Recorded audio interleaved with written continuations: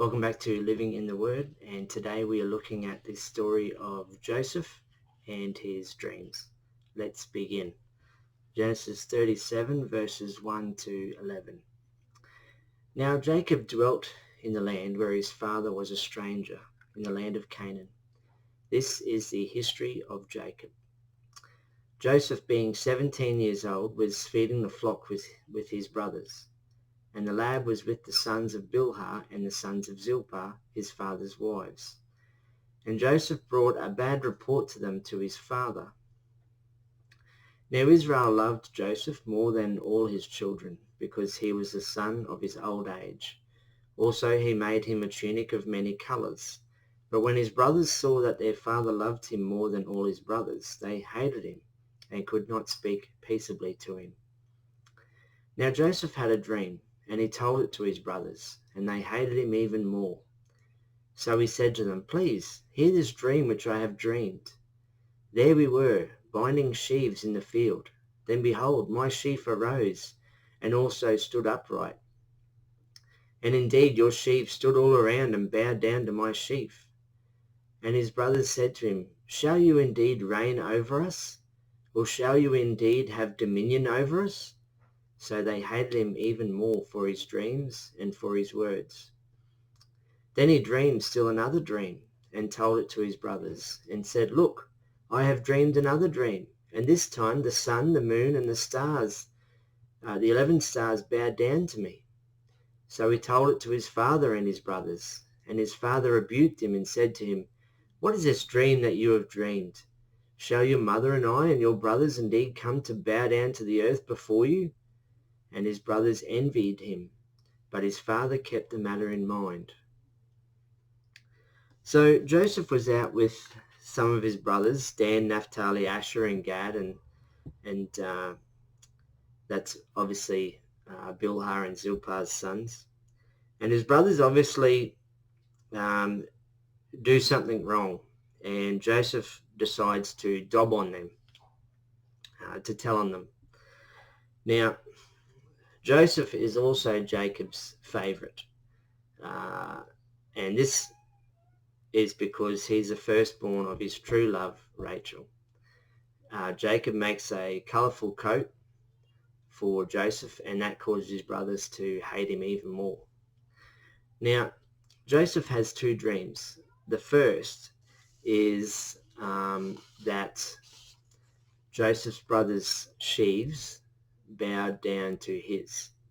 The second is that the sun, moon, and stars bowed down to him. And obviously this does not go down well with his brothers. Now, the first dream actually occurs in Genesis 42 verse 6, while the second dream is not quite recorded, but it possibly happened when Jacob first came to Egypt in Genesis 46. Genesis 37 verses 12 to 24. Then his brothers went to feed their father's flock in Shechem. And Israel said to Joseph, "Are not your brothers feeding the flock in Shechem? Come, I will send you to them." So he said to him, "Here I am." Then he said to him, "Please go and see if it is well with your brothers and well with the flocks, and bring back word to me." So he sent him out of the valley of Hebron, and he went to Shechem. Now a certain man found him, and there he was, wandering in the field. And the man asked him, saying, "What are you seeking?" So he said, "I am seeking my brothers. Please tell me where they are feeding their flocks." And the man said, "They have departed from here, for I heard them say, 'Let us go down to Dothan.'" So Joseph went after his brothers and found them in Dothan. Now when they saw him afar off, even before he came near them, they conspired against him to kill him. Then they said to one another, "Look, this dreamer is coming. Come, therefore, let us now kill him and cast him into some pit, and we shall say, 'Some wild beast devoured him.' We shall see what will become of his dreams." But Reuben heard it, and he delivered him out of their hands, and said, "Let us not kill him." And Reuben said to them, "Shed no blood, but cast him into this pit which is in the wilderness, and do not lay a hand on him, that he might deliver him out of their hands and bring him back to his father."